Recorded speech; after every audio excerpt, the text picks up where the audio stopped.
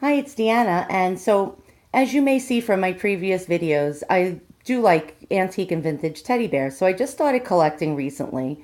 And so, I'm a newbie at this. I'm pretty much a noob. And I'm not an expert in any way, shape, or form. But I'm learning slowly but surely. So, what we have here is two Steiff teddy bears made in Germany. They're vintage and they're made out of mohair and they're fully jointed. So, now I'm trying to figure out, like, there was a specific type of bear that they made called original teddy. And the original teddy was made sometime in the 1940s all the way through the 1960s, but there was different phases and subtle differences of these bears. So without the little button in the ear and the ear flag that had a number on it and the little chest tag with the bear on a little logo around the chest, it's very hard sometimes to figure out the exact age frame of these bears. Now, mind you, they're so they're so they're so much the same, but yet there's slight, subtle little hints of differences as the decades went on. And apparently, the one on the left, I know for sure, which is great. When you buy these bears from the original owner or the family of the person who had the bear, pretty much you can like narrow it down or you can find out the exact year of acquisition. So this one I just purchased online and the seller was selling it for her mom. And her mom got this bear in 1955. So now we have an exact date without the button and without the air flag and the tag on the chest. So that's really helpful. Now, the one on the right, I was doing a lot of Googling, and I found out that this one is most likely a 1949 Steiff teddy bear. And so this was just after the war.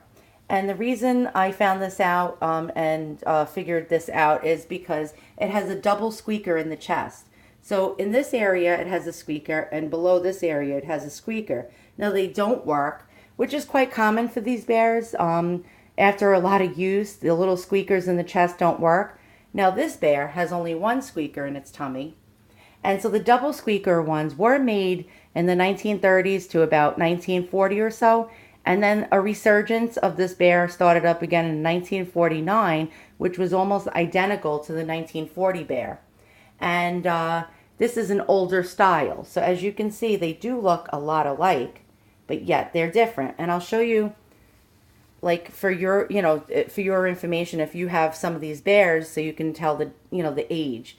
So if you see this, see how the snouts are different and the pile of the mohair is different? This one has more of a shaggy mohair, and this one has more of a cropped mohair that's shaved down a little more.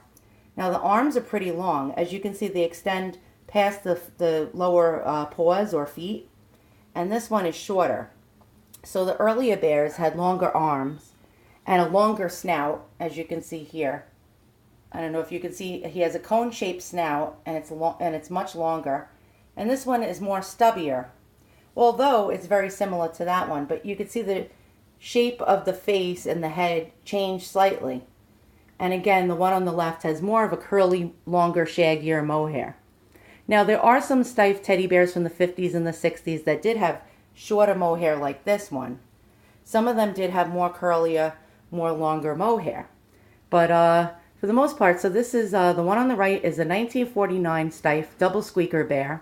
The one on the left is a 1955 original teddy bear with one squeaker. Now let me turn them around and I'll show you what the back looks like so you can see the humps, because they have subtle little humps. The earlier bears had much more pronounced humps. But as you can see, the one on the right has a little bit of a different shape than the one on the left. The one on the right has more of a pronounced hump as opposed to this one, which is a little more flat. So these are the backs of the bear. Now you can notice the shape of the heads are different. I mean, not much of a difference, but you can see the one on the right is more squared off at the top along the ears, going across the ears. And the one on the right is more rounded.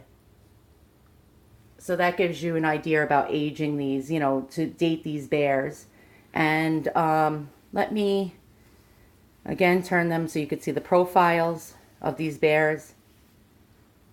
And there's another way of trying to, date your bear. I'm not an expert. I could be even wrong about this.